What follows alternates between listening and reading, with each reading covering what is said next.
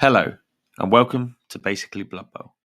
And today we conclude our look at potential future star players using the player spotlights in all of the Spike magazines we've seen over the years.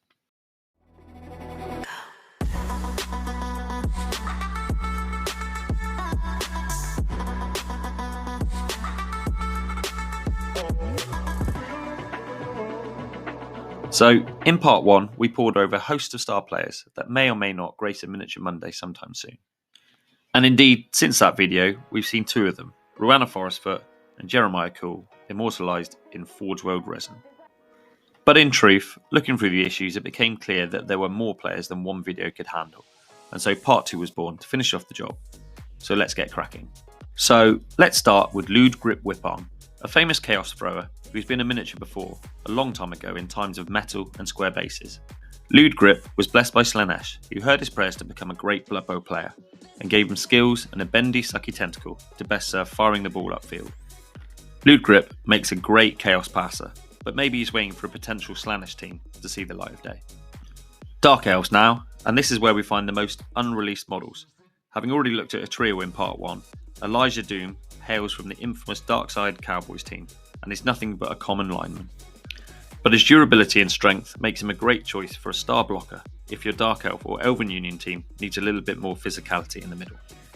We also see Dark Elf Assassin Håkon Heartripper. Born into the role of Assassin, his art cross-paths with Bloodbowl as the juggernaut of popularity took hold. On one such occasion, he ventured onto the pitch, pursuing a contract, and the rest is history. So Håkon is an upgraded assassin, but whereas the players are somewhat unloved and unused, maybe a bit of adjustment and a top unique skill might make Håkon a somewhat attractive option. His old skill of a poison dagger, where he poisoned a player giving them a -1 on armour and injury rolls for a few turns, maybe heading for a return. And finally, Mordric's Hex. She's a witch, an ancient one, feasting on blood and sacrifice to maintain her youthful appearance. However, she has found the battle against time harder in recent times, leading her to take to Bloodbowl in a means to appease both Kane and Nuffle. She is a stronger incarnation of a witch elf, skilled with Dauntless, Block, and Fend, along with Frenzy, making her quite the proposition on the field. For the Halflings, there's Nedley Veruca, not a conventional Bloodbowl star in the lore, as he has spotted a more lucrative job, that of styling and presenting the treeman on various teams. Using garden shears and stilts as his equipment, it isn't unknown for Nedley to use these items on the pitch too. There is a very interesting and cool miniature here, and with access to stab, leap, and very long legs, he's a unique halfling to players too. Big Jobo Hairyfoot is another interesting prospect too.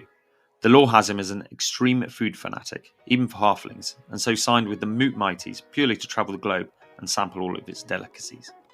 Big Jobo doesn't play many games, as he's usually suffering from indigestion or food poisoning, but when he does, his size makes him a terror in the midfield. Jobo's inclusion is not too dissimilar to having a dwarf on the team, and one can't complain too much to a strength 3 halfling. We get 2 star players mentioned in issue 6. The first, Kurnoth Darkwold, is a wood elf war dancer, a whirlwind of limbs and hair. Taken to Bloodbowl for the thrill of the hunt, and in turn being hunted, Kurnoth is a frenzy piece. Again, this could be an amazing mini, with Kurnoth pictured in full graceful flow. And we also get another star in Maple Highgrove, a treeman who was always drawn away from his roots in the forest for something more. Maple is young, but as a player, tough. With skills such as grab and tentacles, he can certainly inhibit the movement of opposition players.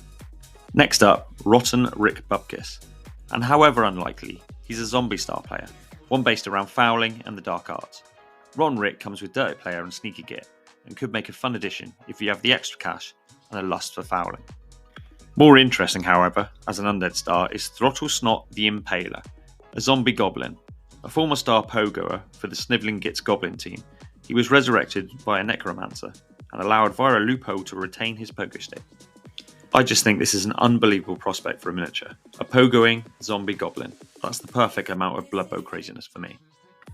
We also had a look at Dwarf star player Flint Churnblade in Spike issue 9. Born out of the chainsaw craze that took over Bloodbowl for a time, Flint is no more complex than a chainsaw wielding dwarf. A tough proposition indeed. And now we come to one I really want to see. Madcap Miggz. Just make it happen, Games Workshop. Now Miggz, fed up of being bullied by those bigger than him, came upon the ultimate reinvention for a goblin. Find a squig, tame it, and ride it onto the pitch. He's a very unique star player with a great list of skills and stats. Animal savagery, very long legs, No hands, leap, claws, and he's strength 4 too. And last but not least, Bob Bifford. A regular face on commentary, Bob is the face of all ogres and can be taken by any team. He's a fantastic choice, bringing his strength to bear and also his strength of 6. Maybe we'll never see him, but hey, why not? He does have stats in the game after all, and he's even appeared in Bloodbowl video games too. So, discounting Acorn the Squirrel, that's about it. There's a few high elf stars I'm sure will come to pass when they get their full release, but as for what's featured before in Spikes, that's everything. Thanks again for anybody associated with the custom models used here as examples. They truly are wonderful representations. And as always, let me know what you think. Did I miss anybody? And who are you wanting to see? And as always, until next time, ciao for now.